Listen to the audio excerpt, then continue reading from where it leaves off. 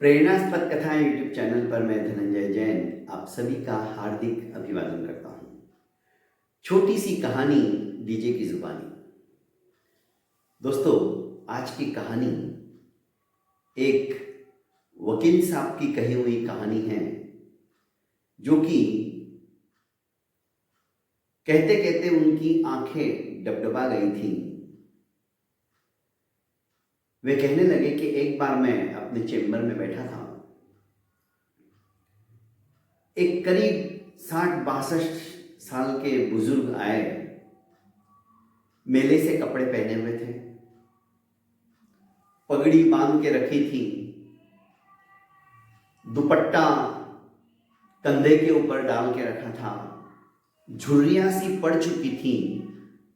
जबकि 75-72 की उम्र में ज्यादा झुर्रियां पड़ती है और लगता है कि व्यक्ति बूढ़ा हो गया है, पर ये 60-62 साल की उम्र में ही इस तरह से दिखाई दे रहे थे कि मानो वृद्धावस्था उनके ऊपर छा चुकी है और वे बहुत ज्यादा टेंशन और स्ट्रेस ले रहे हैं। ये देखकर मैंने कहा, क्या बात है बाबा, कैसे आना हुआ? तो उन्होंने कुछ फाइलें और कागज मेरे सामने रखे और कहने लगे कि मुझे अपने ही खेत के ऊपर जो फार्म हाउस बनाने के लिए एनए कर दिया गया है, उसके ऊपर स्टे ऑर्डर लगाना है। मैंने कहा, क्यों? कि मुझे मेरे भाई को वो जमीन, वो जायदाद, वो हिस्सा कुछ भी नहीं देना है। अभी भी वो जमीन मेरे ही नाम से है। पर मैंने कहा, क्यों? आपके भाई के साथ में आपकी क्या दुश्मनी? उसका कोई हक नहीं, तो आपको स्टे ऑर्डर लगाने की जरूरत ही नहीं है। कि नहीं, वो अपना हक जता रहा है, क्योंकि पिताजी बचपन में ही चले गए थे और वारिस में उसका भी नाम है, पर खेती तो मैं ही संभालता हूं, मैं ही देखता हूं, घर में मैं ही बड़ा हूं। उन्होंने कहा, एक काम करो, आप अपनी बात मुझे पूरी सुना दो, उसके बाद में मैं इन सारे कागज के जानकारी निकालता हूं और उसके बाद ही हम कुछ निर्णय ले सकते हैं। कम से कम इस बात को 3-4 दिन लगेंगे। आप फिर से शनिवार को आ जाना, आज मैं ज्यादा व्यस्त हूं। तब तक आप मुझे अपनी आप बीती सुनाइए, आप ऐसा क्यों कर रहे हैं, ताकि मैं केस को समझ लूं, तो उसके बाद में स्टे ऑर्डर लगाने में मेरे को ज्यादा तकलीफ नहीं होगी। करीब आधा घंटा उस बुजुर्ग ने सब कुछ मुझे सुनाया और मैंने उन्हें कह दिया कि आप शनिवार को आओ, जब तक मैं सारी फाइल अच्छी तरह से देख लेता हूँ, जमीनों के कागज अच्छी तरह से पड़ताल कर लेता हूँ, जांच लेता हूँ, और उसके बाद में शनिवार को क्या करना है, कैसे करना है, मैं आपको बताता हूँ। पर वकील साहब, फीस कितनी लगेगी, कितना खर्चा आएगा? वकील साहब ने कहा, आप शनिवार को आओ, आपको सब डिटेल में मैं बता देता हूं। यह व्यक्ति मंथर गति से वहां से निकल गया, चला गया। करीब 4 दिन के पश्चात शनिवार को जब वो आया, वैसा ही उदास चेहरा, बहुत ज्यादा टेंशन में हो। मैंने अनिल से कहा कि अनिल, एक बोतल पानी ला और साथ में अदरक वाली चाय लेके आ। जब तक वो वापस नहीं आता है अनिल, तब तक मैं उन वृद्ध से बोले मुखातिब होने लगा और वकील साहब आगे की कहानी सुनाने लगे। हुआ यूं कि मैंने उन्हें कहा कि आपकी पूरी स्टडी मैंने केस की कर डाली है, हम ये केस आसानी से जीत सकते हैं, पर मैं अभी भी कहता हूं कि आप स्टे ऑर्डर मत लाइए। वो मेरी तरफ देखते रह गया, पूछने लगा, क्यों? मैंने कहा, देखो, कोर्ट कचहरी के चक्कर में आप ना ही पढ़ो तो अच्छा है। उसकी वजह है क्योंकि आपने बचपन में ही, जब आपके पिता का स्वर्गवास हो गया, तो आपने अपने छोटे भाई को पढ़ाने लिखाने के लिए और ग्रेजुएशन दिलाने के लिए आपकी खुद की पढ़ाई आपने नहीं की। आप सिर्फ और सिर्फ 7वीं पास हो।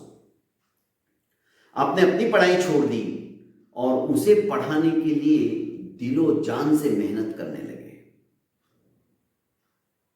आपने ये नहीं सोचा कि मेरा क्या होगा, आपने ये सोचा कि अब इसका बाप भी मैं हूं, भाई भी मैं हूं, अब ये मेरी रिस्पॉन्सिबिलिटी है।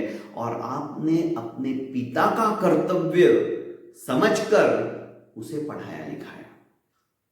25 किलोमीटर दूर हॉस्टल था उसका, सिटी में, शहर में। आप सवेरे सवेरे उठकर गर्मा गर्म खाना बनाकर टिफिन लेकर साइकिल पे जाते थे और उसे पहले निवाला खिलाते थे और बाद में आप खाते थे। रोज का 25 जाना और 25 आना, 50 किलोमीटर आप करीब करीब 3 साल तक चक्कर काटते रहे। पर उसमें भी आपको खुशी, आपने कभी थकान महसूस नहीं की। वापस आकर दूसरों के खेतों में भी काम करते थे ताकि थोड़ा बहुत पैसा इकट्ठा होवे और अपने भाई को किसी तरह की भी कोई कमतरता न आने दे।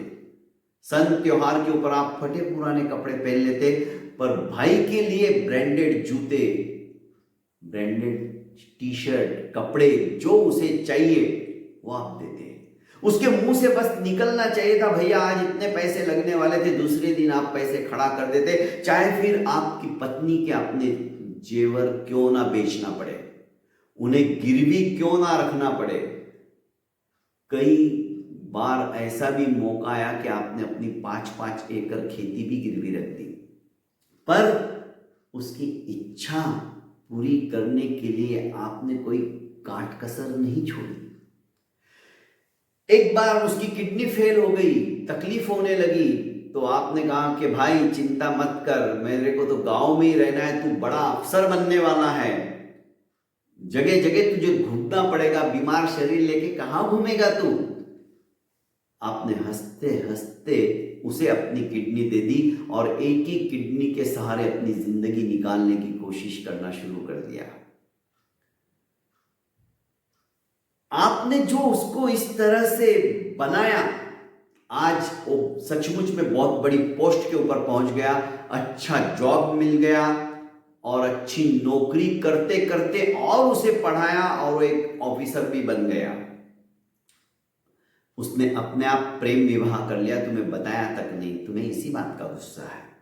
शादी होने के बाद अभी उसकी भी घर गृहस्थी बसनी थी, तो उसने कहा कि चलो अपनी जो खेती है 12 एकड़, उसमें से 6 एकड़ खेती के ऊपर मैं फार्म हाउस बना लूं और उसे बेचूं तो ज्यादा कीमत मिलेगी। आप उसी के ऊपर स्टे ऑर्डर लगाना चाहते हो, बराबर? यहां तक मैं समझाऊं सही है? उसने कहा हाँ बिल्कुल सही है, वो सब कुछ मेरा है, मैंने उसके लिए क्या नहीं किया। हाँ, आपको स्टे ऑर्डर भी मिल जाएगा, पर आपने जो उसके लिए किडनी दी है वो वापस नहीं मिलेगी।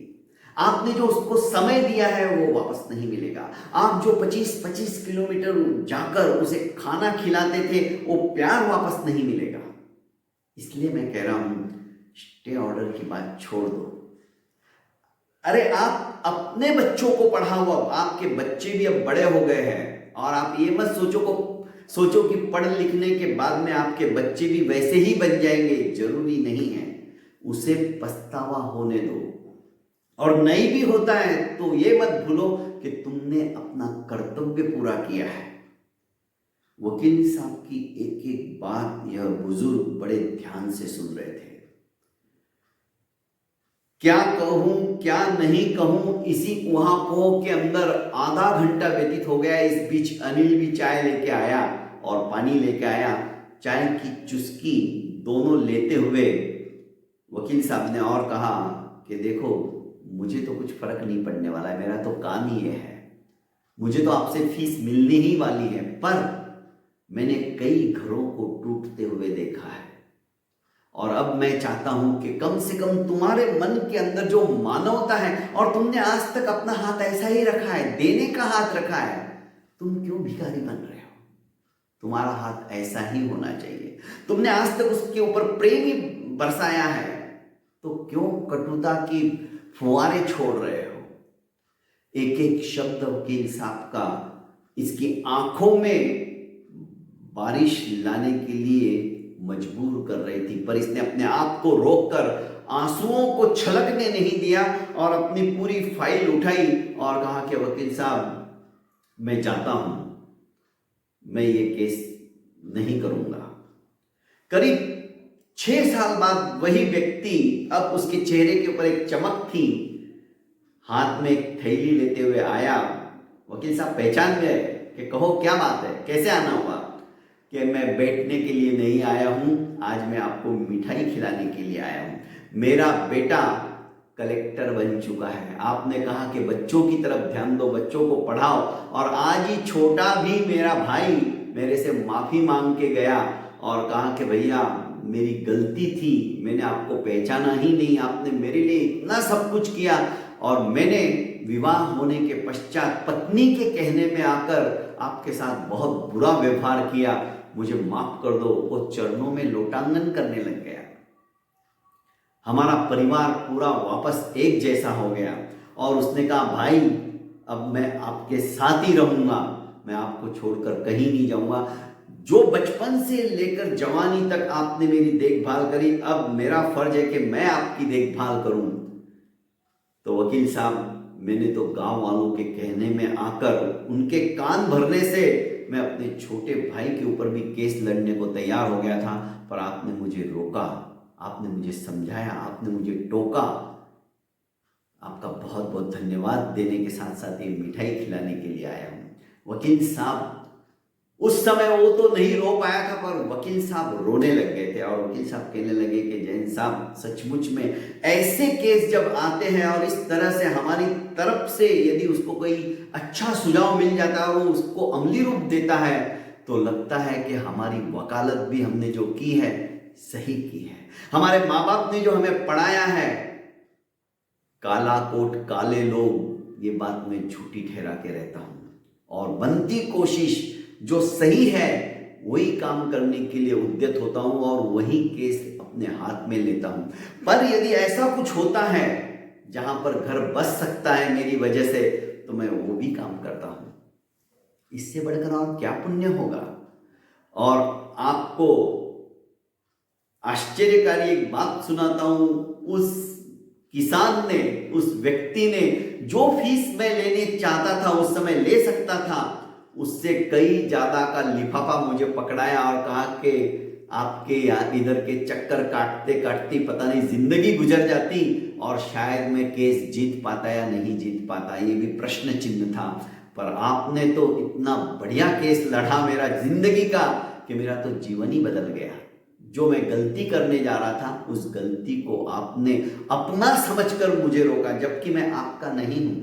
पर आपने प्रत्येक व्यक्ति को, यदि आए हुए कस्टमर को आप अपना समझने लग गए, तो शायद संसार के अंदर इस तरह के केस करने के लिए कोई आएगा ही नहीं और उनकी भी उजड़ी हुई बस्ती शायद बस जाएगी, उजड़ी हुई गृहस्थी शायद बस जाएगी। बहुत बहुत धन्यवाद दोस्तों। प्रेरणास्पद कथा यूट्यूब चैनल को आपने अभी तक लाइक एवं सब्सक्राइब नहीं किया है तो कर लीजिए और ज्यादा से ज्यादा अपनों को शेयर कीजिए। प्रणाम।